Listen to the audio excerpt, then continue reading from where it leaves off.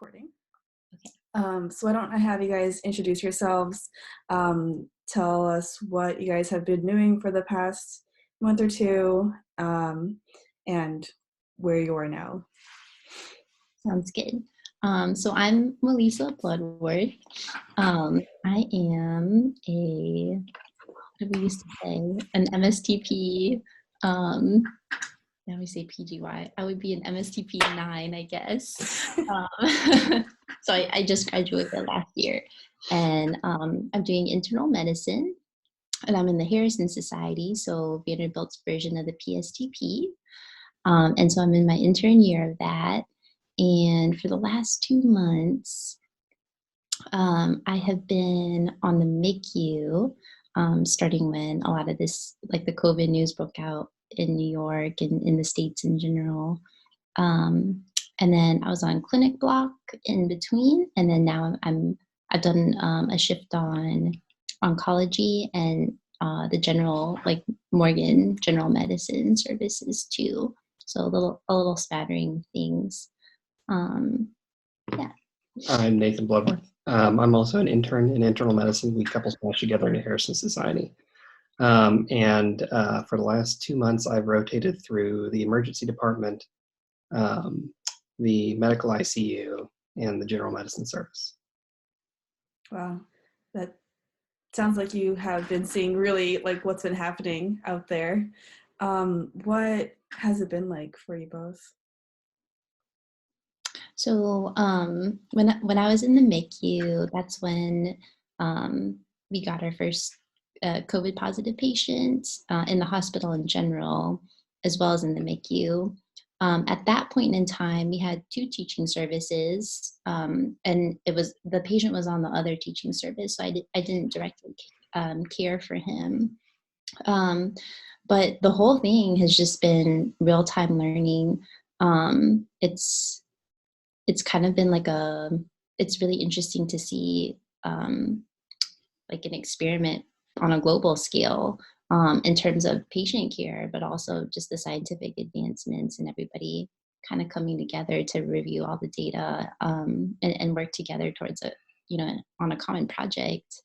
So the way that unfolded in the MICU is we started observing these interdisciplinary rounds where a lot of the leadership from the pulmonary department, as well as like infectious disease, would all come together and talk about the latest data from around the world, and then individually decide for each patient what trials, if any, they should be enrolled in, what to do about, should we ventilate early or not? Should we do things like prone positioning?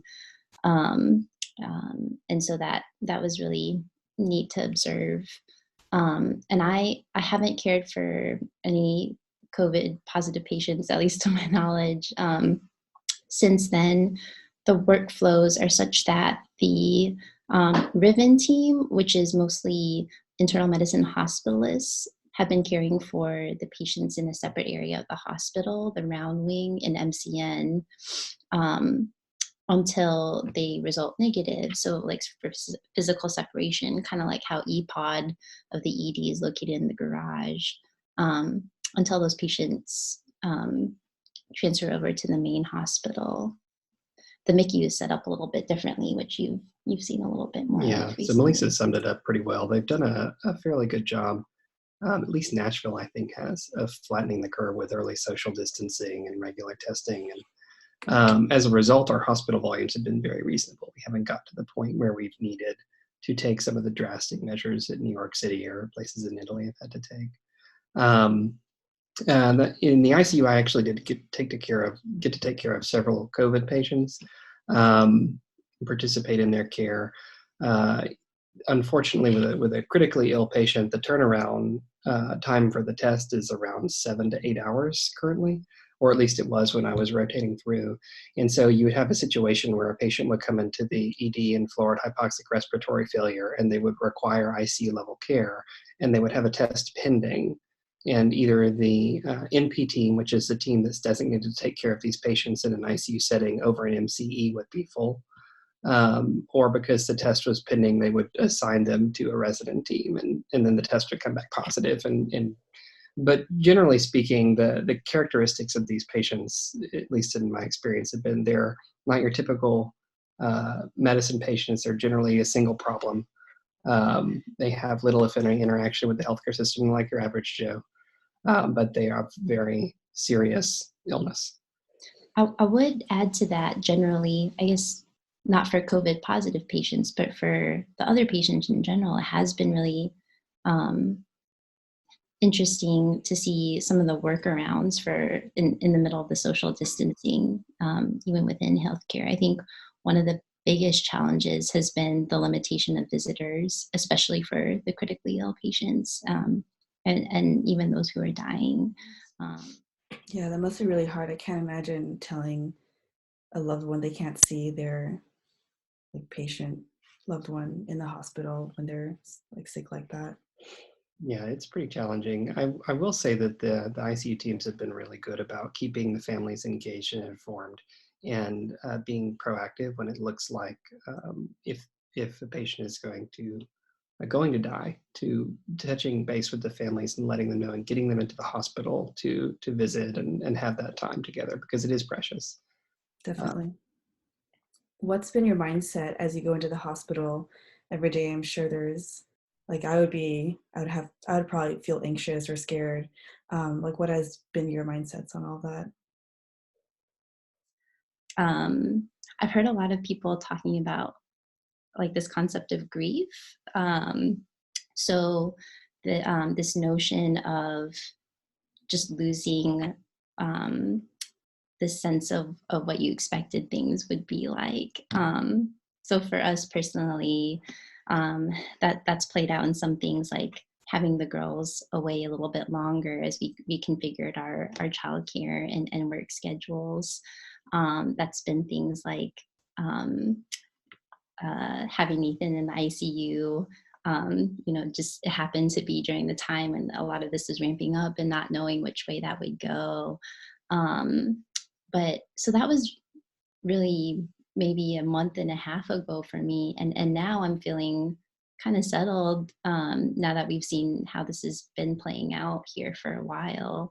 And I'm sure like in 2 or 3 months, I'll kind of look in retrospect in my typical fashion and be like, oh, I missed this or that, or wow, like that, that was particularly difficult. But right now I'm kind of happy to be busy, and really, really glad to have the girls back and just kind of focusing on those things. Grateful to be able to be helpful during this time and be functional. Yeah, definitely. Yeah, I'll say we actually had our daughters away for about a month and a half to 2 months, just because we weren't sure how things were going to shake out. And my parents, who were helping with the childcare, are obviously older and therefore more susceptible to serious illness. So we didn't want to have them come back to Nashville and then have a situation where we needed childcare but couldn't access it. Yeah. So that was kind of hard, but those months we stayed very busy. And it was around the time I started on the ICU that the news of the first resident deaths trickled in. And so that was nerve-wracking to think of, colleagues out there who had caught this and died from it. Obviously, statistically speaking, we're much less likely to happen to us given our age bracket in general, lack of comorbidities. But it's not unheard of. What other things have been really helpful with managing anxiety that comes up, or to help you get through your day, or like be more positive during your work day?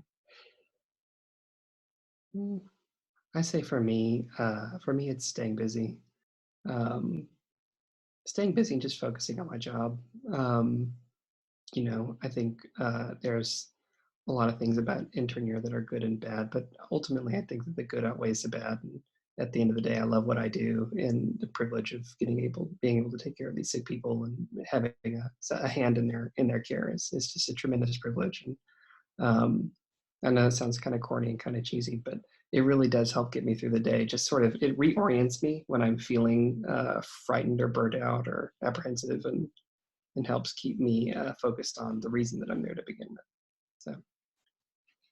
And for me, I've seen a lot of things out there about like keeping some sort of routine, even if things are very different than how they were before.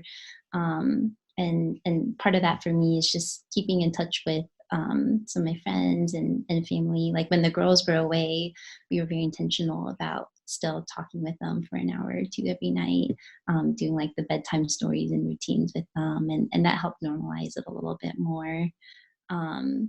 Yeah, and just like I'm part of a mom's group here in town, and we usually meet at a coffee house every other week, but now we just meet on Zoom, and just to hear from their perspectives and their struggles, and to be able to share mine, just that processing of things. And then I guess kind of more big picture wise, like I feel like it's a really good time for reflection, because sometimes things are really busy, but sometimes things are really quiet.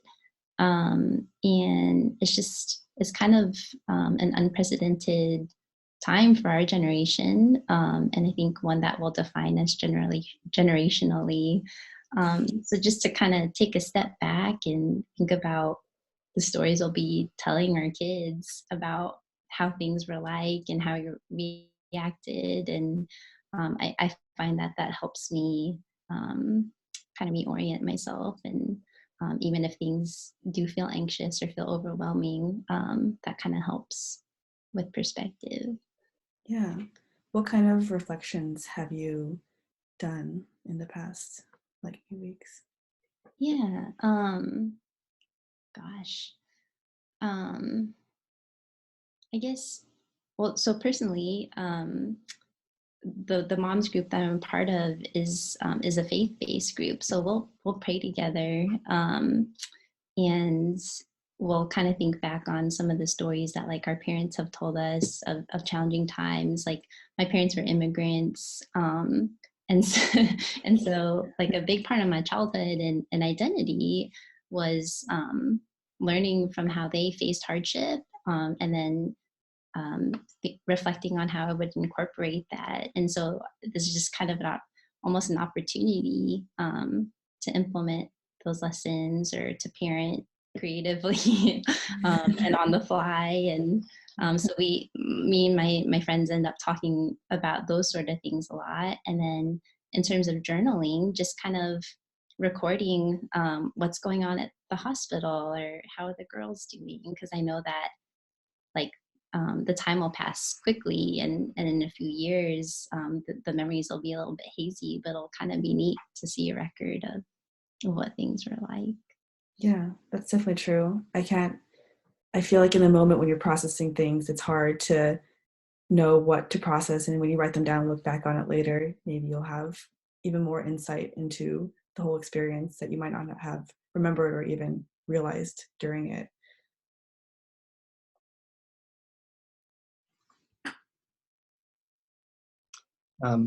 Yeah, I guess similarly for me, two things I've kind of focused on during this time is how incredibly fortunate we are. This has been a catastrophe for millions of people, not just in terms of death and illness, but loss of livelihood. And that hasn't been a problem for us. I mean, as difficult as it's been, it hasn't been anywhere close to as difficult like as our it is jobs for, are almost more secure. we're always going to need doctors, right? It's true. And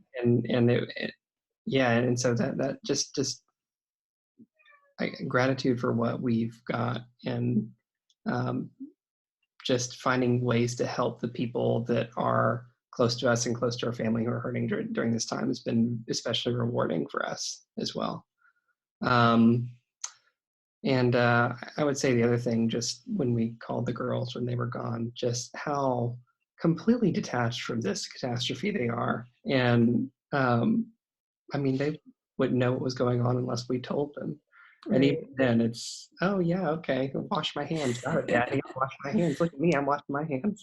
Are you washing your hands, Daddy? I get daily reminders about that now. But just the visceral joy that I get, like the almost a secondhand, what did Saturday morning breakfast cereal called it? children like a happiness spigot. Like you just look at them and it's like the happiness is turned on. How old are they again? I Uh, forget. 4 and 8 and 16. Gotcha.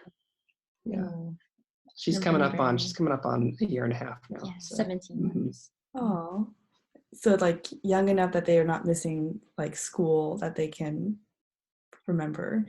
I guess preschool doesn't really count. Yeah, the older one misses her friends a little bit, but they also do like Zoom type things, and she mostly doesn't really notice. Yeah.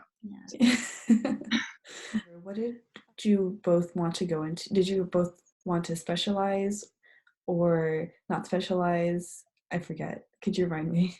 Yeah, so everybody that matches in Harrison at Vanderbilt generally matches into a fellowship as well.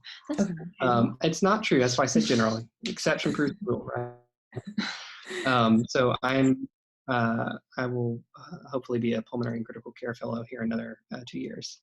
Gotcha. Yes, and I'm shooting for allergy and immunology, so we'll actually be in the same division, if not exactly the same but specialty. very different oriented programs. I'm more of an outpatient oriented person. Gotcha. And Nathan likes the acuity and critical illness. Yeah. Gotcha.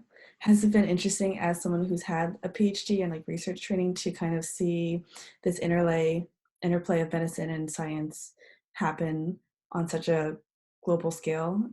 Yeah, the clinical research world is pretty different from the basic science research That's very world. true. There's a big gap there, I think. And of course, we're designed to help fill that gap, our career roles. But yes, it has been exciting and fun to be on the front lines, even if the language and the approach to their experiments are a little bit different than ours. By that you mean clinical researchers? The clinical research. Yeah, but Gotcha.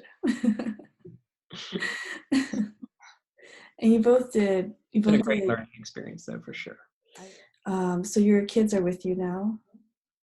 Yes, they're sleeping upstairs. That's good. I'm glad they're back with you. It's quiet. It's quiet. Yeah. How do you like? What was your thought process on having them like come back to live with you guys, and how do you try to maneuver to make sure like all of you stay safe? Yeah, so kids in general are asymptomatic spreaders of this. I think there's like one case of an infant getting it and dying in like Indiana, but out of the presumed millions of cases of children probably worldwide, it's they generally don't get very sick. And there's a lot of questions and ideas as to why that might be the case. But we weren't really worried about them getting sick. We were worried about them spreading it to your mom and my family, my parents. So we knew that if we took charge of their care, we couldn't send them away to be taking care of someone else, because we might have spread it to them. They might be asymptomatic. They might infect our family, and then that would be could be a disaster. So we were really relying on reliable daycare service, and it was a little touch and go for a while as to whether or not we would actually have that. Yeah, like daycare was closed like very transiently. Yeah, and then we opened. And they for consolidated like, and opened for essential workers. Yeah. So all of it was kind of a live experiment for us too. Just and we weren't sure what our schedules would look like, or how much Right. ICU time we would have. They were activating new resident ICU teams, and they pulled me onto the ICU for another rotation. So it was a little bit. That's what I'm looking for. A little concerning, a little apprehensive time. Right. Yes. Yeah. On the other side, like now it's all good, but on the other side of just not knowing when we were going to get them back and kind of playing it week by week, I will say that we were extremely fortunate to have the peace of mind of knowing that they were perfectly happy with Nathan's parents. We were miserable, but they were happy.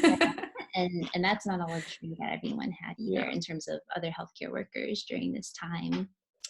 Who have either had to like distance from within their families or otherwise. What's something you'd like the public to know? I guess for the viewers, which I suppose is going to be our MSTP peers. What would you like them to know about what's going on?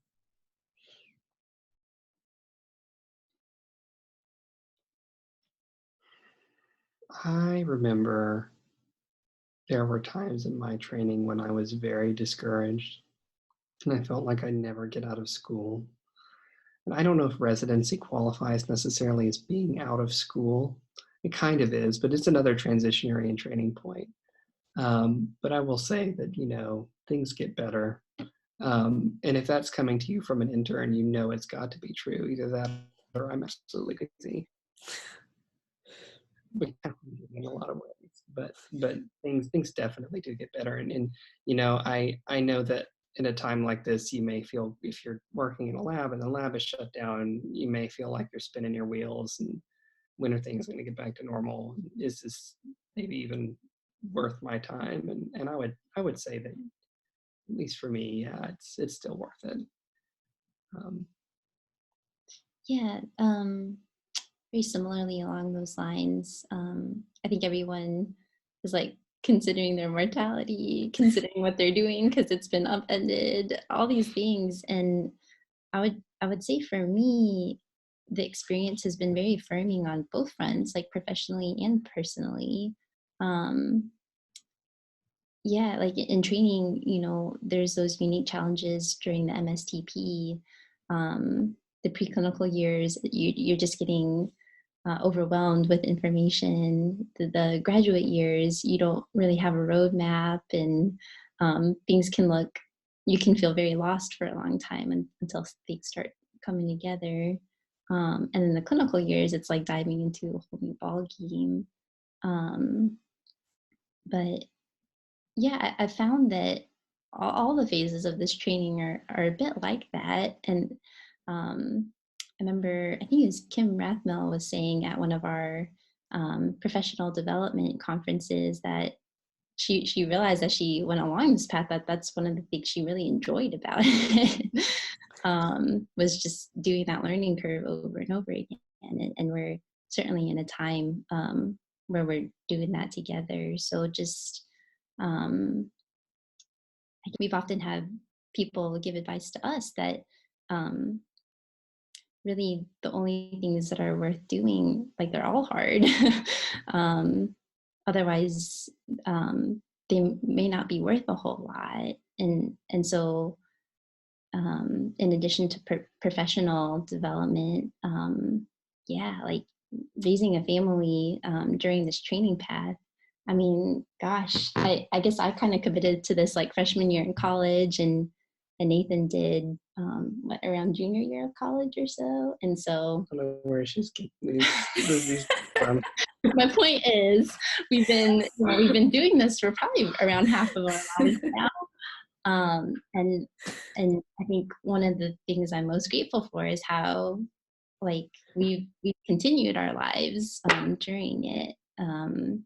We didn't wait till like a natural stopping point to begin other aspects like starting our family. And so